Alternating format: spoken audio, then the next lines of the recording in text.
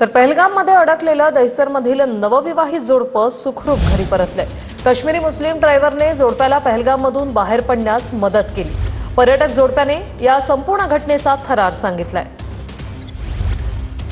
मधून अजून तुमच्या सोबत काय असे खूप होते पण आमच्या ट्रिपमध्ये आम्ही फक्त दोघेच होतो। आम्ही सेपरेट गेलो होतो। मंडेला गेलेलो, संडेला रिटर्न येणार होतो। 6 नाईट 7 डेजसाठी गेलेलो, पण आम्ही लवकरात लवकर यायचा प्रयत्न केला। आम्हाला तिथे सेफ नव्हतं वाटत, तर आम्ही होते तिथे मिलिटरी वगैरे सर्व होतं। आता म्हणजे प्रोटेक्शन सर्व केलेलं त्या लोकांनी अलर्ट, पण आम्ही नाही राहूचं प्रेफर केलं। आम्ही आलो रिटर्न।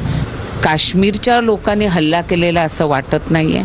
हा पूर्णपणे प्री प्लॅनिंग करून पाकिस्तानने हल्ला केलेला आहे। पण आता चूप न बसता पाकिस्तानला पाकिस्तानची जागा दाखवायला पाहिजे।